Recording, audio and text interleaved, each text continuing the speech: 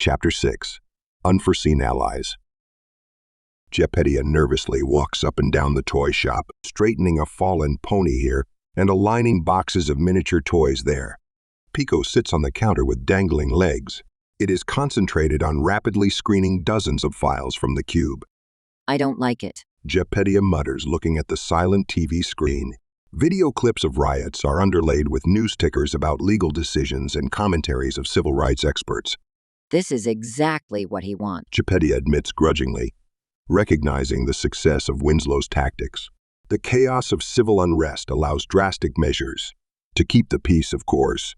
The more she engages in the fight against his insane plan, the more Raylan Winslow Sr. becomes her nemesis.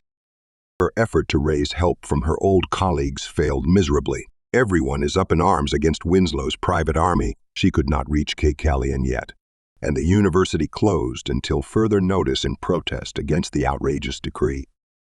Yet, she has the ultimate weapon against Winslow in her hand. Take control and be done with it. It whispers through her mind. The afterthought of "be done with it" has an alluring, peaceful ring to it. Gepetto recognizes the comfortable solution as what it is, a treacherous proposal with an uncertain end. Eddie's voice sounds from the ceiling. Master, as requested, I have listed all known ECOS activists in the city based on the cube's data. Eddie hesitates shortly. I took the freedom to use a few civic access keys to locate their positions. Again, a slight pause indicates his nervousness. I am afraid 9 activists are in police holding cells in Central's 2nd Precinct. One was last located in the Lacoste district, but the contact broke up. 4 known activists are presently located at the address of Raylan Winslow Jr. Everin is among them. They need to get out of there. Gepetto hurries to the counter and activates several holograms, giving her access to city control systems. Then, she works her arm clip to call Everin. Pico snaps out of his data processing and asks gently, "Can I help?" Yes, Pico. Gepetto responds. Have an open eye for anything unusual. We need to find them.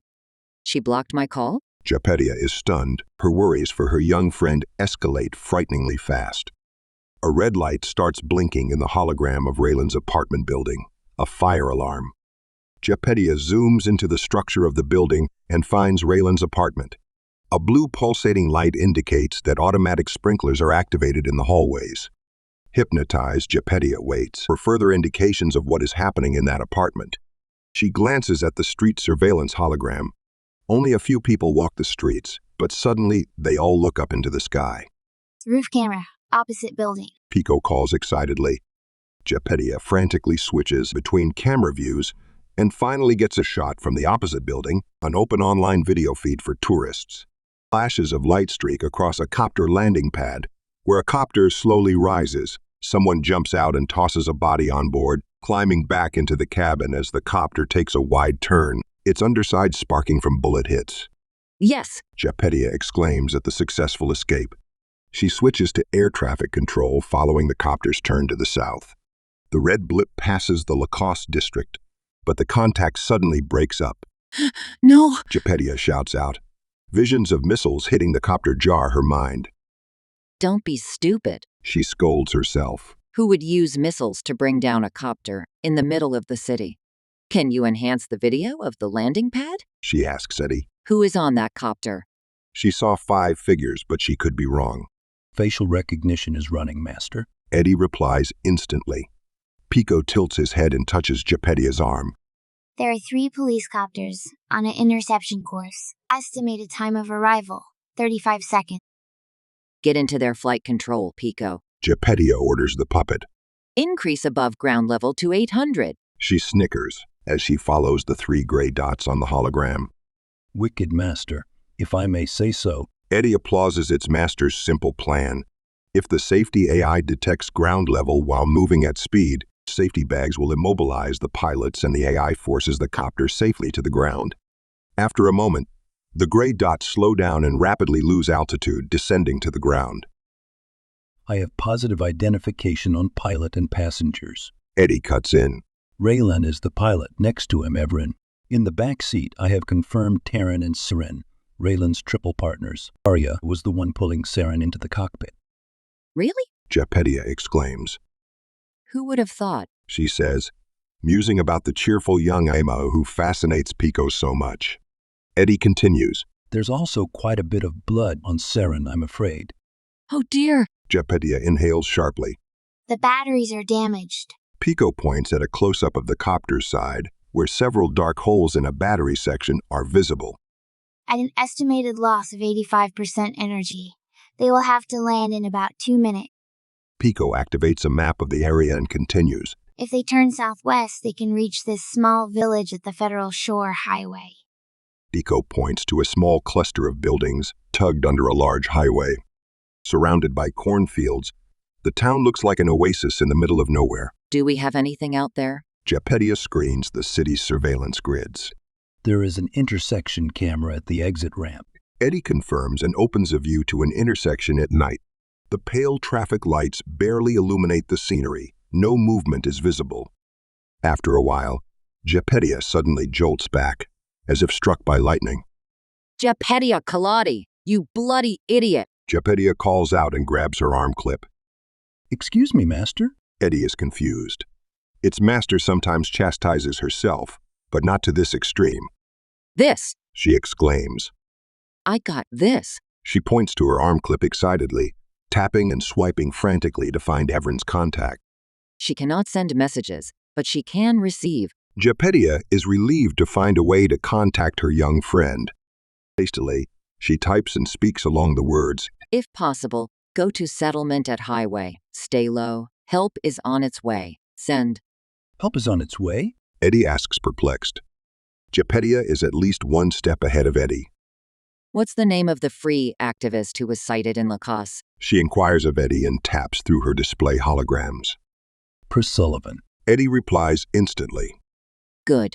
Very good. Gepetto nods determinedly and keeps working her display. Let's see. How can I… there you are. She murmurs and flips open a simple message board. Again, she mumbles the words along. ATC is on to you. Stay low. Proof? I'm not a TC. Evren told me about your child. Do not answer. Send. That should pique her attention. Gepetto stretches her back, satisfied over her small victory in the battle against time, in her war against Winslow. Pico looks at her and asks, You will send her to help Evren? Yes, Pico. She's the only one left. Gepetto softly answers. Pico climbs at the counter and takes her hand. We can help from here. It insists, motioning at the holograms. Gepetto nods passionately. Yes, we will. But Evren and her friends need support. She sighs. I fear they are not in good shape. She gazes at the view of the dimly lit intersection and muses over the uncertain future of her young friends. Wait! Up there! Gepetto points to the surveillance screen as she spots movement in the shadow of a small shack at the road. She intensifies brightness and zooms in to magnify the pixelated view of a bus stop. It's them! Gepetto quickly shoots off another message to Evren. Stay at bus stop. Got visual on you. Her arm clip vibrates with an incoming call. She checks the ID of the caller. Erlen Hansen? Never heard that name. Yet, she suspects Pris on the other end of the call. Hello. She still stares at the intersection video and smiles as she sees Evren wave in the direction of the camera. Who's this? A dark voice asks. My name is Gep. The voice interrupts her. Wrong number. Looking at the display, she frowns. Coincidence? Probably not. She repeats the call and a fast-talking voice instantly answers. I do not have much time. The proof in your message is accepted. Pris pauses. What the hells is going on? The ATC chased me out of my home. We barely made it out. Hardly contained fury rings in her voice. Gepetto tries to calm her. Too much to explain. There is more at stake than I can tell you now. Listen, Raylan's copter crashed outside the city, but they made it out alive. They? Who is they?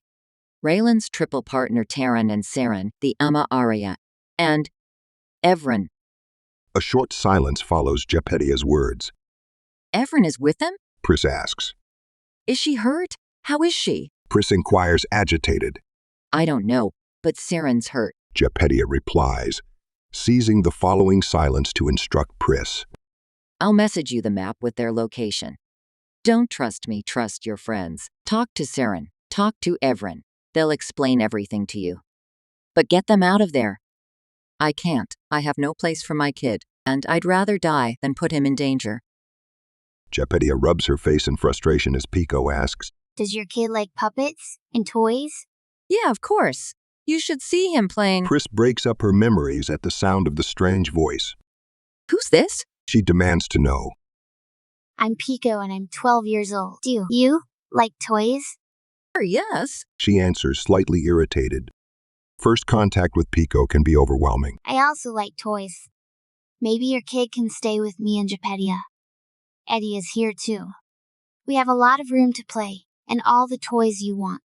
That sounds like a good idea. Pris admits. Gepetto gladly accepts the offer. I'd be honored to take care of your son. He'll love it here. After all, it's a toy shop. She reassures Pris.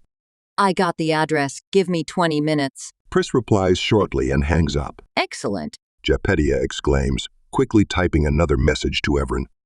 Help is on the way. She pauses and roughly calculates the time it will take Pris to pick up Evren and the others. She types, ETA 3 hours. Around sunrise. Suddenly she realizes that Pris will see Evren for the first time in over 3 years. She frowns and looks over the toys on the shelves. Then she adds, Sorry, kiddo. It had to be Pris.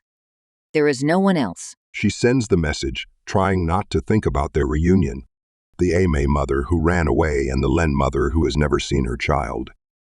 To distract herself from Evren's emotional distress, she tends to Pico. Well, look at you. She grins at the puppet that tilts its head in response.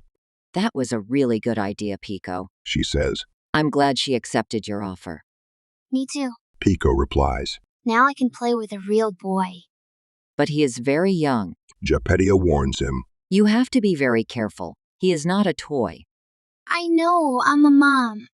I know. Pico answers with a slow, almost patronizing voice.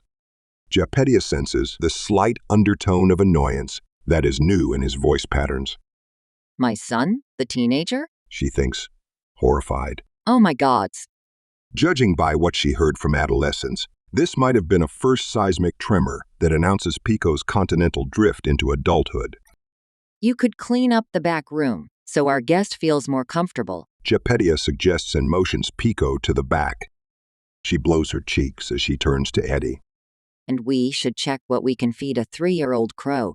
Of course, Master. Eddie answers. According to a summary on the OpenAI forum, it seems quite easy to satisfy their needs with anything that is deep-fried or hellishly sweet.